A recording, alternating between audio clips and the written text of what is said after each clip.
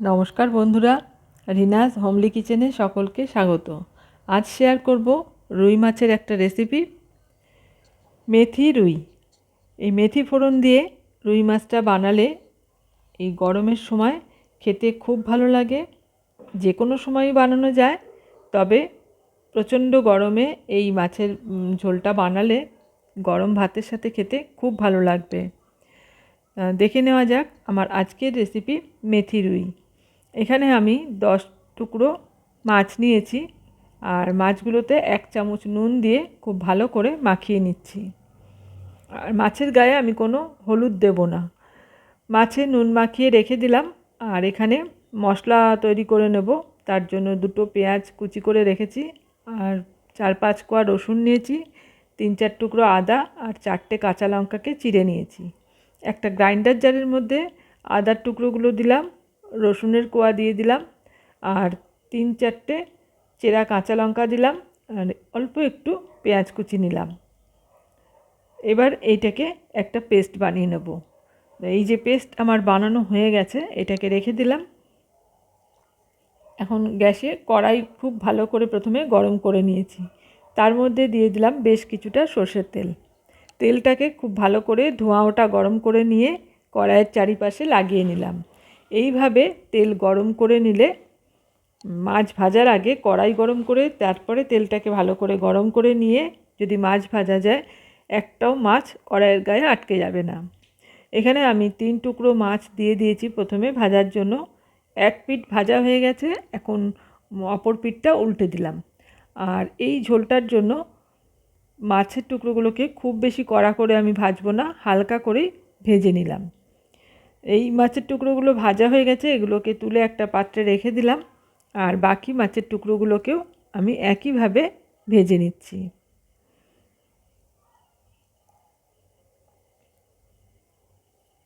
সমস্ত মাছ ভেজে নিয়েছি।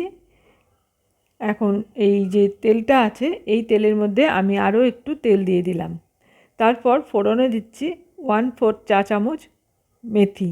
মেথিটা দিয়ে গ্যাসের ফ্লেমটাকে একদম লো করে দিতে হবে, মেথিটা যাতে পুড়ে না যায়। পুড়ে গেলে ভালো লাগবে না মেথির গন্ধটা। আর তারপরে দিয়ে দিলাম পেঁয়াজ কুচিটা। পেঁয়াজ কুচিটাকে খুব লালচে করে ভেজে নেব। মিনিট 2 সময় গ্যাসের ফ্লেমটাকে লোতে রেখেই পেঁয়াজটাকে ভেজে নিয়েছি।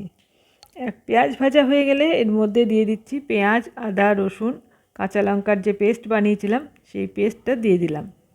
এবার এই পেঁয়াজ, আদা, রসুনের কাঁচা গন্ধ না যাওয়া পর্যন্ত ভাজতে থাকবো মশলাটাকে।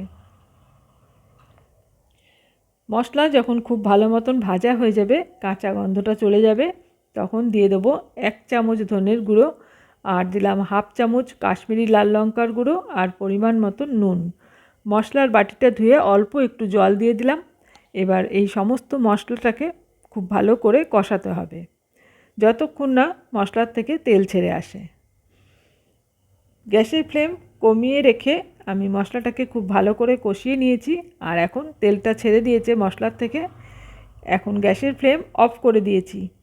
গ্যাসের ফ্লেম অফ করে এখানে 3 টেবিল চামচ টক দই ভালো করে ফেটিয়ে আমি দিয়ে দিলাম। এবার দইটাকে মশলার সঙ্গে মিশিয়ে নেব ভালো করে। আর এই সময় গ্যাসের ফ্লেমটা অফ করে মেশালে পরেই ভালো হয়, না হলে অনেক সময় দইটা কেটে যায়। ভালো মতন মিশিয়ে নিয়েছি। দইটা মেশানো হয়ে গেল। এখন আমি গ্যাসের ফ্লেমটাকে আবারও অন করে দিলাম, আর দিয়ে দিলাম সামান্য একটু চিনি। চিনিটাকেও ভালো করে মিশিয়ে নিলাম মশলার সাথে। আর তারপর বেশ মিনিট 2 মতন আমি মশলাটাকে কষাচ্ছি। মশলা কষাতে কষাতে যখন একদম একটু শুকনো শুকনো হয়ে আসবে আর মশলার থেকে তেলটা উপরে উঠে আসবে, তখন আমি দিয়ে দেব এর মধ্যে দইয়ের বাটিটা ধুয়ে 1 বাটি জল দেব প্রথমে, তারপর আরও 1 বাটি জল দিয়ে দেব। মোট 2 বাটি জল দিলাম আমি ঝোলের জন্য। তারপর একটু নাড়াচাড়া করে নিয়ে ঝোলটাকে ফুটতে দেব। ঢাকা দিয়ে 2 মিনিট মতন রেখে দিলাম।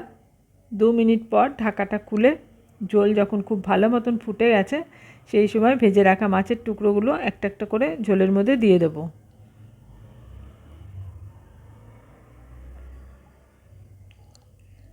সব কটা মাছের টুকরো দেয়া হয়ে গেছে। এখন একটু খুন্তি দিয়ে ভালো করে ঝোলের মধ্যে মাছটাকে মিশিয়ে দেব।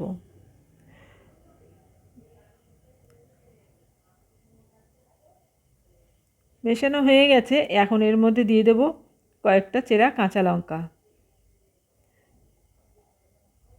এবার ঢাকা দিয়ে মাছটাকে একটু ফুটতে দেব। 30 থেকে 40 সেকেন্ড মতো আমি মাছ ফুটিয়ে নিয়েছি।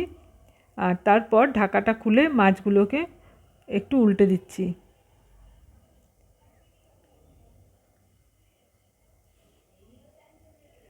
সব কটা মাছের টুকরো আমি ভালো করে উল্টে দিয়েছি আর আরও 10 থেকে 15 সেকেন্ড মতন ফুটিয়ে নিয়েছি। এখন গ্যাসের ফ্লেম অফ করে দেব আর তারপর আমি মাছ ঝোলটাকে ঢাকা দিয়ে কিছুক্ষণ রেখে দেব। তৈরি হয়ে গেল আমার আজকের রেসিপি রুই মাছের এই ঝোল মেথি ফোড়নে। তোমরা যদি বানিয়ে না থাকো কোনো দিনও, একবার বানিয়ে দেখবে। এই ঝোলটা খেতে খুব ভালো লাগে আর গরমের দিনে তো বিশেষ করে বেশি ভালো লাগে এই ঝোলটা দিয়ে ভাত খেতে। আমি 5 মিনিট রেখে দিয়েছিলাম ঢাকা দিয়ে, তারপর একটা পাত্রে আমি তুলে নিচ্ছি। আমার আজকের এই মেথি রুই তোমাদের কেমন লাগলো অবশ্যই কমেন্টস করে জানাবে। আর রেসিপিটা ভালো লেগে থাকলে লাইক দিয়ে দেবে আর বন্ধু বান্ধবের সাথে শেয়ার করে দেবে। চ্যানেল এখনও সাবস্ক্রাইব করা না থাকলে চ্যানেলটা সাবস্ক্রাইব করে পাশে থাকা অল বাটনটা প্রেস করে রাখবে। পরবর্তী ভিডিওর নোটিফিকেশন তোমাদের কাছে চলে যাবে। আজ এখানেই শেষ করছি। আবারও চলে আসবো অন্য কোনো রেসিপি নিয়ে। এতক্ষণ আমার সাথে থেকে ভিডিওটা দেখার জন্য অসংখ্য ধন্যবাদ।